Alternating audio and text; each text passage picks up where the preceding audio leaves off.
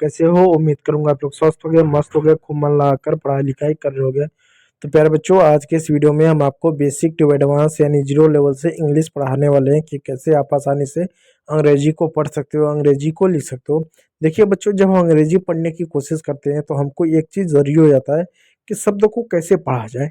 यानी अगर कभी भी आप शब्दों को ध्यान दो, शब्दों की संरचना पर ध्यान दो, तो शब्द आपको किस तरह के देखने को मिलते होंगे।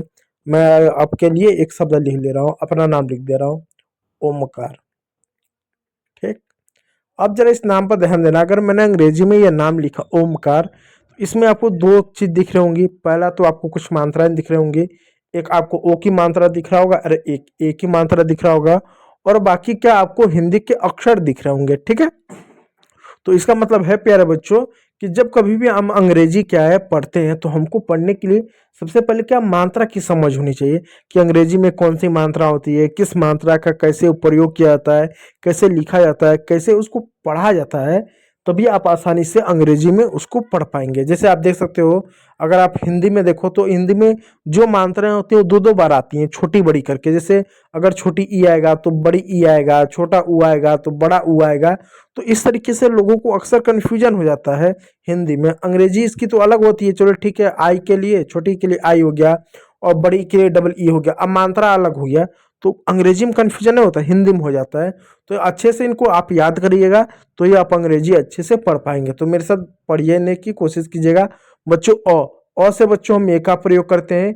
कभी भी अंग्रेजी में अ लिखना हो तो ए का प्रयोग करेंगे। आ के लिए बच्चों हम अक्सर डबल ए का प्रयोग करते हैं, कभी कभी आ के लिए हम सिंगल ए का भी प्रयोग करते हैं। इस बात को याद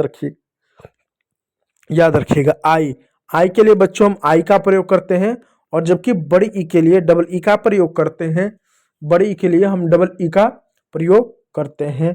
ऊ के लिए बच्चों हम यू का प्रयोग करते हैं, और बड़ा ऊ के लिए डबल ओ का प्रयोग करते हैं।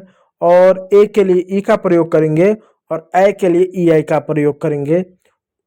ठीक है। तो ऊ के लिए यू, और बड़ा ऊ के लिए डबल ओ, ए के लिए ई, ए के लिए ई आई, और ओ के लिए ओ, औ के लिए ए यू, और अंग के लिए ए अहन, और अह के लिए ए एच का हम लोग क्या करते हैं, हम प्रयोग करते हैं। इस बात को आप याद रखिएगा। ठीक है।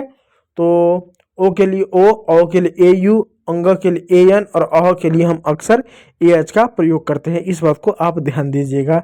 चलिए, अब देखिए बच्चों, क ख पढ़ना पड़ता है।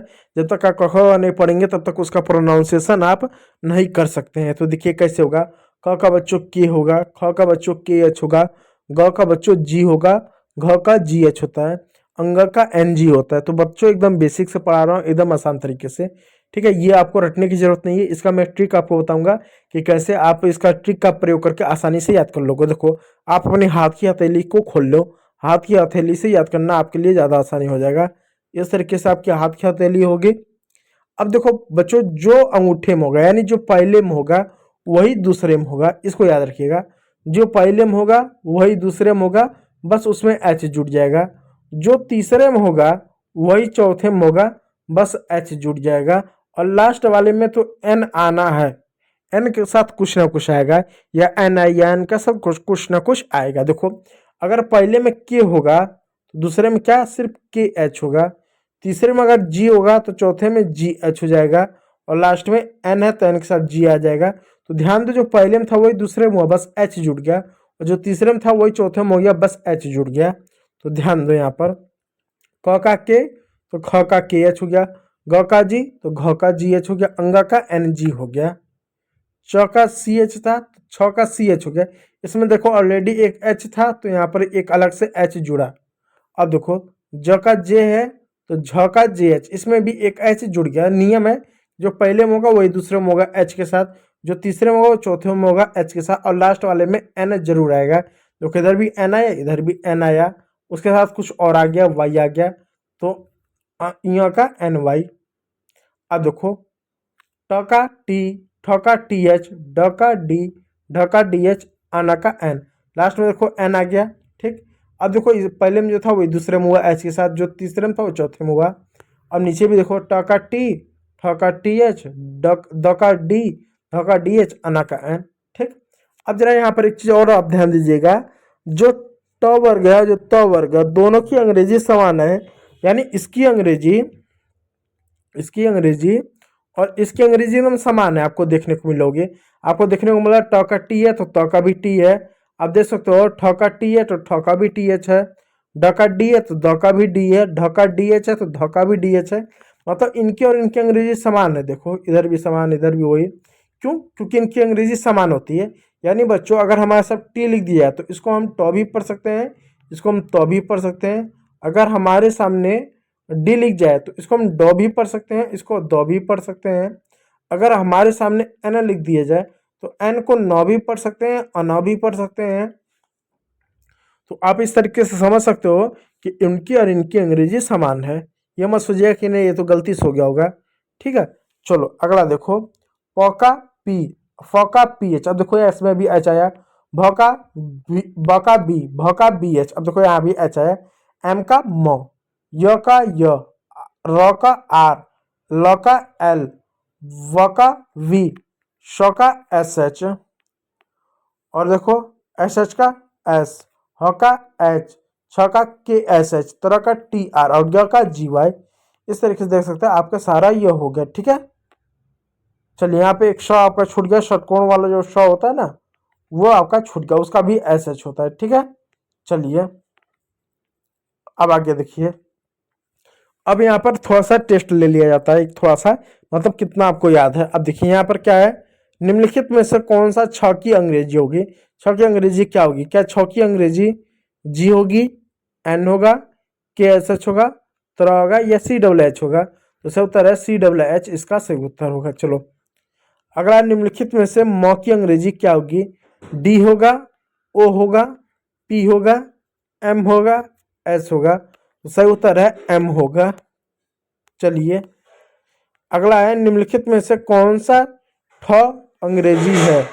ठ की अंग्रेजी है टी होगा, ई होगा, यू होगा, टी एच होगा, डी होगा? तो इसका सही उत्तर है बच्चों टी एच क्या होगा? ठ की अंग्रेजी होगा। ठीक है, आइए चलिए बड़ा ऊ। अब देखिए निम्नलिखित में से कौन सा बड़ा ऊ का अंग्रेजी होगा? वी होगा, एच होगा, डबल ओ होगा, यू होगा, एन जी होगा? इसका सही उत्तर है डबल ओ होगा। चलिए आगे देखिए, निम्नलिखित में से कौन सा ध की अंग्रेजी हो गया? एस होगा, एच होगा, पी होगा, डी एच होगा, एन होगा? तो डी एच क्या हुआ? ध की अंग्रेजी होगी। चलिए अगला देखिएगा, निम्नलिखित में से कौन सा ज की अंग्रेजी होगी? ज की अंग्रेजी क्या होगी? ज की अंग्रेजी जी होगा, एच होगा, जे होगा, आई होगा, के होगा? तो ध्यान दीजिएगा इसकी अंग्रेजी जे होगी। चलिए अब यहाँ पर क्या आपको कुछ मात्राएं देखने को मिल रही होंगी और यहाँ पर देखिए कुछ जोड़ियां मिलाओ देखने को मिल होगी। टोटल आपको कितना मात्रा देखना होगा गिन लीजिएगा। 1 2 3 4 5 6 7 8 मात्रा है और 8 चिन्ह। अब मिलाना होगा। नंबर 1 पर है ऊ, तो ऊ की अंग्रेजी क्या हो? कौन सा ऊ? छोटा ऊ की बड़ा ऊ? क्या इसके लिए डबल ए होगा, क्या आई होगा, ई आई होगा, डबल ओ होगा, क्या होगा? यू होगा, ए यू होगा, ओ होगा या फिर ए एच होगा? तो बच्चों यू के लिए हम यू का प्रयोग करेंगे। ठीक, चलिए अब आगे देखिएगा। ए है, ए की अंग्रेजी क्या होगी? ए के लिए हम किसका प्रयोग करेंगे? क्या ई आई का प्रयोग करेंगे, डबल ओ का प्रयोग करेंगे, ए एच का प्रयोग करेंगे, किसका प्रयोग करेंगे? तो बच्चों इसके लिए जो है हम ए आई का प्रयोग करेंगे। यहाँ पर ए आई होना चाहिए, ई आई हो गया, ए आई होगा। ठीक है,